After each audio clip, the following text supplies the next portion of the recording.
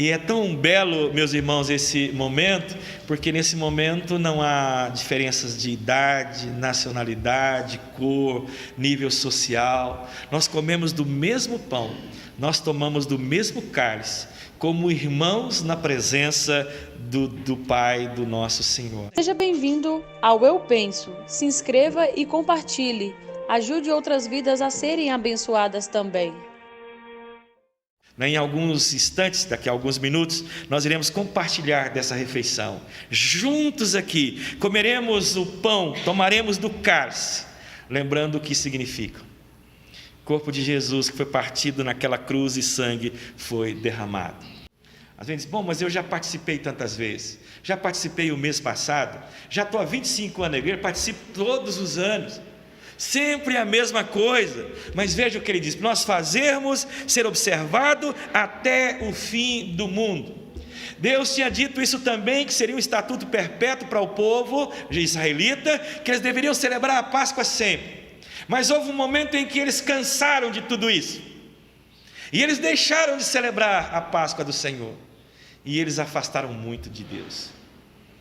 Tiveram reis tão perversos que ofereceram os próprios filhos em sacrifício. Distância do Senhor. Quando o povo é restaurado, entraram reis novamente restaurando o povo. A primeira coisa, voltar à Páscoa, porque é o povo aproximar de novo do Senhor. Então, meus irmãos, a ceia do Senhor ser celebrado, ele diz até o fim do mundo, diz aqui, a fim de lembrar perpetuamente o sacrifício que em sua morte ele fez de si mesmo. Quando nós começamos a afastar ou deixar de lado esse sacramento do Senhor, pode ter certeza, começamos a afastar de Deus também. Começamos a afastar do Senhor. E aí, como Saul dizia: eis que tenho procedido como louco, porque ele estava afastando do Senhor. Afastar-se de Deus é exatamente viver como louco. E então, meus irmãos, é essa ideia de continuidade. Paulo continua dizendo aqui na carta aos Coríntios, ele diz: por semelhante modo, depois de haver ceado, tomou também o cálice, dizendo: este cálice é a nova aliança do meu sangue, no meu sangue, fazei isso todas as vezes que o beberdes em memória de mim. Ele ordenando isso, todas as vezes. Deus ordenou à sua igreja que guardasse até quando ele retornasse. Contudo, os irmãos lá da igreja de Corinto estavam se reunindo ali para participar dela, mas perderam de vista a beleza, a solenidade, o significado, inclusive o significado litúrgico exatamente da ceia do Senhor, e os seus corações já não eram mais impactados. Aquilo já não importava muito. Eles então estavam nesse momento tão sublime do culto, tão sublime da adoração, em torno da mesa do Senhor, recebendo a ministração, sendo ministrados, comendo o pão, tomando o cálice, mas sem experimentar a bênção da comunhão.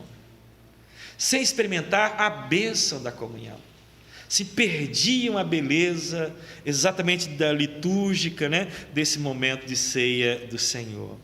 Para que nós tivéssemos comunhão com Ele, diz o texto, e tivéssemos também comunhão uns com os outros, porque somos partes do mesmo corpo, do corpo místico de Cristo Jesus. Por isso também foi dado a ceia do Senhor. Mas eles lá perderam tudo isso. Perderam exatamente esse peso da solenidade. Estavam diante da mesa sim, comiam sim, mas não via como algo tão sublime, tão maravilhoso, e deixavam então de receber a bênção desse momento. Voltando um pouquinho em 1 Coríntios capítulo 10, verso 16 e 17, 1 Coríntios 10, verso 16 e 17 diz assim: porventura o cálice da bênção que abençoamos não é a comunhão do sangue de Cristo? Olha que interessante. O pão que partimos não é a comunhão do corpo de Cristo? Porque nós, embora muitos, somos unicamente um pão, um só corpo, porque todos participamos de um único pão. Essa é a beleza, uma refeição de comunhão. de comunhão.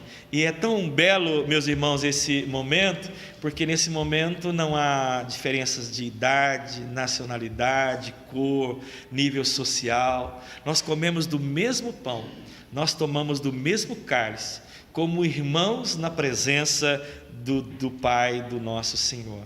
É a beleza da mesa do Senhor. E quando na volta de Jesus, e Ele diz que uma das coisas que vai preparar para nós é uma mesa, as bodas do Cordeiro, essa é a ideia da celebração. Então, uma mostragem do que desfrutaremos ali na glória. Então, na mesa, a união espiritual dos crentes com Cristo e uns com os outros é evidenciada. Por isso que lá eu citei a igreja de Corinto, que eles tinham problemas, e onde é que evidenciava? Justamente na mesa. Quando nós estamos com problemas, né, e o que vai evidenciar onde? Na mesa do Senhor. E às vezes o presbítero passa com a ceia para entregar, e a pessoa até vira a cara, porque ele está com um problema, e não quer resolver o problema, porque a Bíblia para a gente examinar, confessar e participar. A gente continua no problema. Então evidencia exatamente na mesa do Senhor. Por isso que esse momento é lindo demais, importante demais, na medida em que nós entendemos o significado disso tudo e damos o valor devido a essa mesa do Senhor. Nós comungamos com Cristo e com os nossos irmãos também. É a refeição onde nós partilhamos da comunhão do Senhor. Comunhão do Senhor. Por isso esse momento é chamado exatamente de comunhão. Mesa da comunhão, corpo místico de Cristo. Espiritualmente estamos unidos uns com os outros, unidos com o nosso Senhor. E aí a Bíblia também diz para nós que nesse momento nós anunciamos a volta do Senhor Jesus. Nós estamos anunciando o retorno, a volta de Jesus. Paulo diz aqui no verso 26, todas as vezes que comerdes este pão, beberdes este cálice, anunciais a morte do Senhor até que Ele venha. Então esse momento, meus irmãos, nós estamos anunciando e lembrando também da promessa, da profecia, que Jesus vai voltar. E isso nos leva então a esperar ansiosamente, preparando cada vez mais para encontrarmos com o nosso noivo, que é Jesus Cristo. Nós somos a noiva, diz a palavra de Deus. Então Jesus diz que não beberia novamente o fruto da videira até aquele dia. Até aquele dia. Então nós somos lembrados exatamente desse momento, um dia onde nós sentaremos e cearemos com o nosso Senhor. Então toda vez que participamos é um ensaio desse grande dia, né? Os casamentos normalmente têm um ensaio um momento antes, né? Os padrinhos, as entradas, como vai ser ali, e é algo lindo, as pessoas se mobilizam, né? E abrem mão de outros compromissos para ir lá porque tem um compromisso. É um ensaio para o grande momento, para que nada aconteça errado naquele dia, não é? Isso humanamente. Agora pensando na ceia do Senhor também, é como esse grande ensaio, até o dia, quem vai celebrar não é pastor Wilson, não são os presbíteros, ele diz o próprio Senhor Jesus. Sentaremos e cearemos com Ele, né? Estamos anunciando aí a volta do nosso Senhor. Nós não sabemos quando.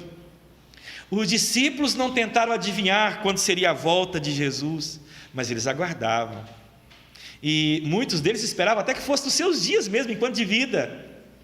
Aguardava a volta do Senhor. Mas quando perguntaram a Jesus quando seria, ele disse assim: olha, eu não sei. Como Deus homem aqui, ele não sabia, reservado somente ao Pai. Somente ao Pai. Então nós não sabemos quando será, mas sabemos é que Ele virá. E quando participamos, nós estamos anunciando exatamente essa volta do Senhor Jesus, quando cearemos juntamente com Ele. Então, irmãos, para a gente partir para o encerramento aqui, e aí pensando nos benefícios, né, de participar da mesa do Senhor, da ceia do Senhor, existe, meus irmãos, uma bênção real, concreta, quando nós participamos de maneira correta da mesa do Senhor. Nós experimentamos a presença real e espiritual de Cristo Jesus. João Calvino, que é o grande teólogo da igreja, né, através dos seus escritos, exatamente dizia que nós experimentamos a presença real e espiritual de Cristo Jesus. Ele não está presente fisicamente aqui, os elementos não vão ser transformados, não é, no seu corpo ou no seu sangue, não é isso, nós não cremos assim, mas nós cremos na presença real e espiritual do Senhor Jesus Cristo. Presença real e espiritual de Jesus Cristo. Né? E essa bênção aqui, essa presença, para aqueles que se achegam com fé, discernindo o corpo, né? Trabalhando pela comunhão com irmãos e também com o Senhor Jesus. Na prática quer dizer que há uma renovação da nossa fé, um fortalecimento da nossa confiança, da nossa crença, da nossa esperança em Jesus Cristo. Ele está aqui, né? A sua presença é real em nosso meio, espiritualmente, é porque Ele está em nós. Ele está em nós, né, através da terceira pessoa do Espírito Santo, terceira pessoa da Trindade.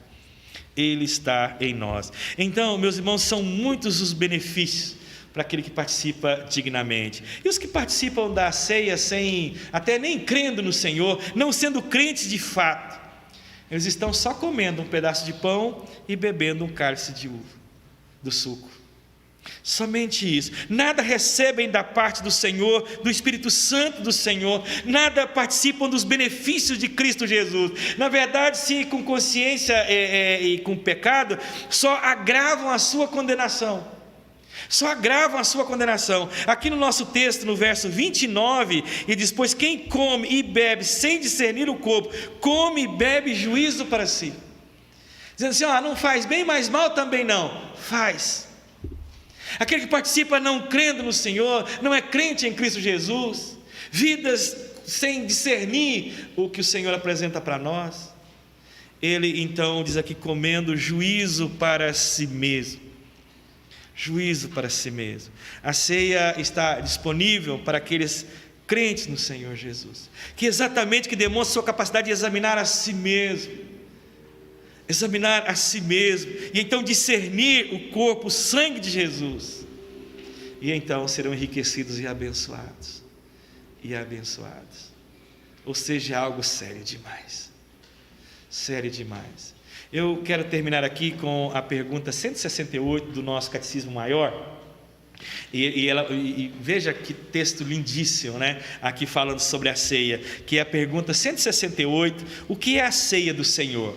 Aí diz assim: a ceia do Senhor é um sacramento do Novo Testamento, no qual, dando-se e recebendo pão e vinho, conforme a instituição de Jesus Cristo, é anunciada a sua morte, e os que dignamente participam dele, alimentam-se do corpo e do sangue de Cristo, para a sua nutrição espiritual e crescimento na graça, têm a sua união e comunhão com ele confirmadas, testemunham e renovam a sua gratidão e consagração a Deus, e o seu mútuo amor uns para com os outros, como membros do mesmo corpo místico. É bênção para as nossas vidas, meus irmãos. Mas nesse momento destaca não só a sua comunhão com o Senhor Jesus, a sua comunhão com o seu irmão também.